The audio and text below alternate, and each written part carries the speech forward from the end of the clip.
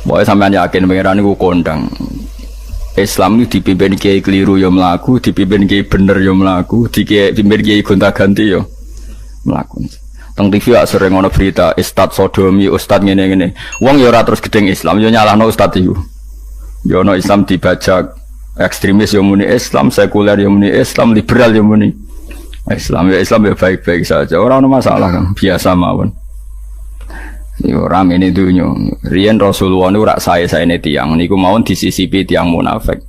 Karena ndak ada cerita pendapat itu memuaskan semua napa pihak. Rasulullah rak kesayangane pangeran. Niku pun ndak bisa memuaskan semua orang. Sehingga orang yang kecewa ya jadi munafik. Pemene trimo kiai, trimo presiden, trimo Kapolri, trimo pangam, enggak bisa. Apapun konsepnya itu enggak bisa. Mesti ada yang setuju pendekatan ekstremis itu persuasif. Sing sitok gak harus tegas. Kalau gak tegas gak bisa membasmi akar-akarnya. Sing jare persuasif, nak tegas mereka dendam malah kacau negara. Sing sitok kalau gak tegas mereka ngelama. Ini kan ra iso selesai. Akhirnya nyelesaikan aku sing pimpinan nurut. Akhirnya sing pendapatnya gak tigo. Nurut ya nurut mergo dipecat tapi terus balik lo sithik. Balik lo apa? Sithik-sithik. Masjid ge ngoten nasib kiai ge ngoten. Kulo nak di murid kuatah, di santri kathah sing kiai ge kathah.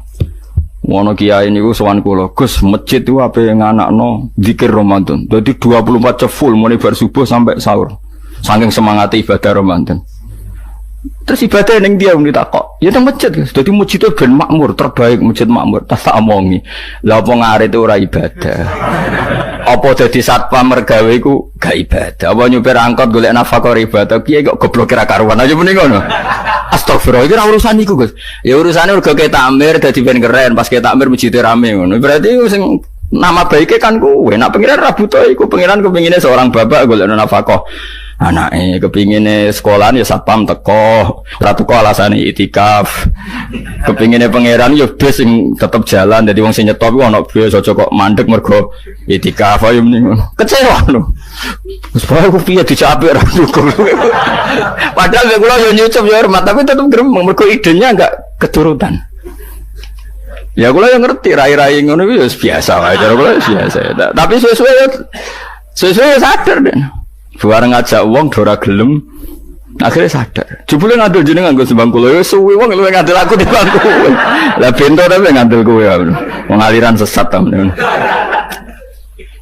ya masjid itu anggere sono salat jamaah iku ya wis rame cara pangeran ora perlu rame banget nak rame banget terus bakal pentol leren satpam leren supir angkot leren iku jek sepele dokter leren wong ape loro ape lara ape berobat ra iso nak larane emergensi astagfirullah minamikum taqabbal ya karim ajane semburu leren maling leren copet leren iku apik nek iso ngumpul iku makanya ngaji iku ngambek wong alim kan karena orang alim tuh yang tahu duduk perkaranya agama seorang lagi yang tahu duduk perkaranya agama. Nabi itu kalau ngendikan itu sampai sahabat itu gak bisa menampung. Kadang menyebut kebaikan satu majelis sampai 63 sampai 70.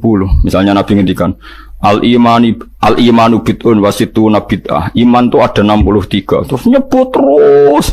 Pertama ngendikan a'laha la ilaha illallah, tertinggi adalah kalimat tauhid. Wa adnaha imatatul adza anit thariq, terendah adalah menyingkirkan hal-hal yang mengganggu yang apa? Mukmin atau mengganggu jalan. Terus ngendikan seperti itu. Sehingga pernah suatu saat Rasulullah itu ngaji di masjid. Rasulullah itu ngaji di masjid. Nabi kalau ngaji di masjid memang di teras jadi terbuka. Terus ada pemuda santai dengan santainya nggo pacul ngliwati Nabi ngaji diliwati. Nggo pacul ya santai. Singkat cerita semua sahabat itu mencibiri. Celaka betul pemuda itu, ada Rasulullah ngaji tidak ikut tapi dia berlalu saja bawa cangkulnya. Kata Nabi, kamu jangan komentar demikian. Jika dia kerja menafkahi ibunya yang lemah atau anaknya yang lemah, dia juga ibadah dan itu juga sunnahku. Akhirnya sahabat mereka sadar. Jadi untuk meramaikan Islam itu tidak harus semuanya ngaji di masjid. Yang ngapain kerja ya ben kerja. Yang penting orang ada di germo, orang pengedar narkoba. Nah, itu orang kerja kang perusakan. Jadi sebetulnya orang itu nggak bisa mengatakan kerja mau pengedar narkoba itu ndak. Pengrusakan tuh namanya. Tapi kayak adol pentol terus hal-hal yang halal itu namanya apa? Kerja. Dan kerja itu ibadah. efek dari perikiran ulama yang seperti ini, akhirnya masjid daerah ulama itu sepi-sepi. Mergo ngomong ngono terus wong wae nak ngono ora perlu ning masjid. Lah iku kesimpulane sing salah. Kok terus kesimpulane nak ngono ora perlu ning masjid bar saiki. Maksudnya orang ngono sing di aktivitas nggih monggo. Nek sing ada aktivitas timbang turu ning omah akhirnya aduk ibadah ning masjid atau aduk turu ning masjid. Nah, akhirnya daerah-daerah tertentu yang akeh ulama mesti masjidnya sepi, tak jamin. Jajal gitu loh nih Rembang. Oh, tambah sepi. Karena ulama cara berpikir, jong kerja ya, ibadah ngernet ya, ibadah mulang ya ibadah. Akhirnya orang masjid pas tarawih. Iku yang golek sing cepet. Tapi kunane kuno, Nabi sekalipun itu yang namanya orang yang mendengar, tetap ada yang menolak. Konsep perang di luar kota itu kan secara teori militer itu rasional. Bikin kontak ya rasional. Tapi orang yang berpendapat tadi, ya Rasulullah kita di rumah saja, itu ya gelo. Kayak tadi, orang yang ingin memakmurkan masjid kemudian, kan saya seperti itu ya gelo. Kalau pikiran saya, suatu saat dia sadar, intinya sadar, terus sowan saya sadar. Karena ya muridnya ada murid beda angkatan ya, dia semi-semi teman sama saya. Tak omong ngene, jong kowe nak pancen seneng masjid tenan, masjid itu sudah jadi problem bagi umat. Misalnya gini, aja sampai kenapa ora nyupir angkot demi nak mirno masjid, kenapa ora tugas satpam demi makmurno masjid. Berarti masjid ini menjadi problem penghalang dari sistem sosial ekonomi. Kowe seneng masjid darani problem, kowe seneng masjid dianggap kambing hitam. Ya sudah, sholat jamaah saja, sholat jamaah di masjid.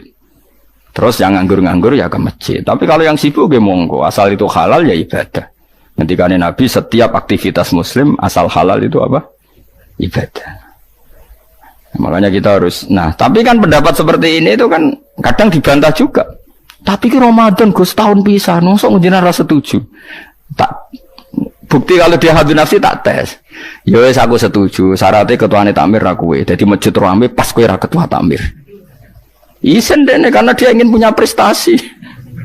Berarti sawang wow pas dene ketua takmir hadun nafsi enggak?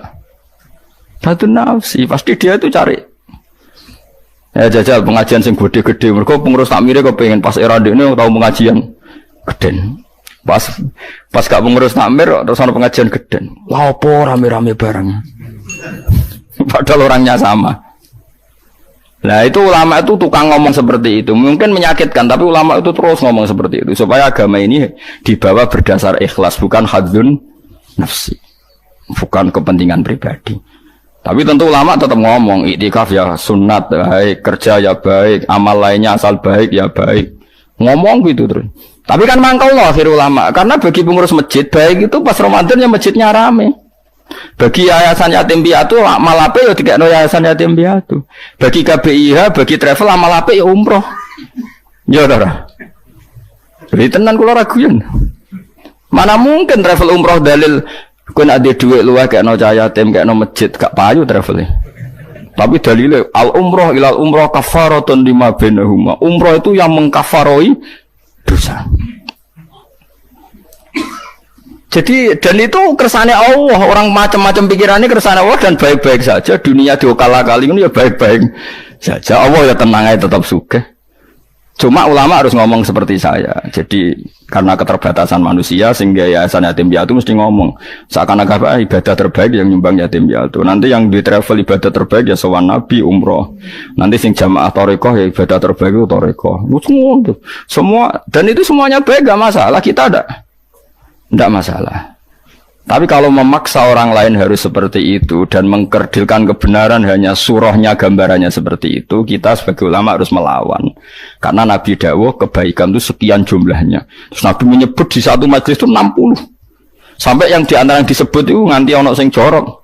Wa fi buti ahadikum sedekah. Kowe ngeloni bojomu iku sedekah. Sampai sahabat takok, ya Rasulullah masa urusan gitu ibadah. Ayati ahaduna syahwatahu wa huwa la ilaihi ajrun. Masa urusan kelon itu ganjaran ibadah. Terus Nabi jawab kata Nabi faqih falawadu'a fi haramin akana alaihi wisrun. Kalau andikan dia meletakkan mental seknya atau aktivitas seknya di luar yang halal, apakah itu tidak dosa? Iya ya Rasulullah. Terus kata Nabi wa kadzalika, begitulah kalau diletakkan di halal dia juga dapat apa paha.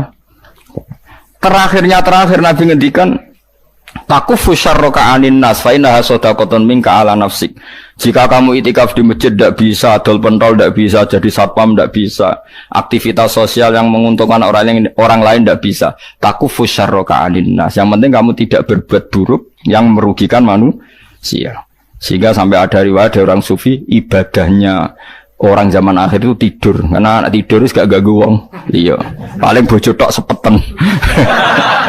Tapi kan yo nyopet yo ora, zina yo ora, ndelok wong ayu yo ora.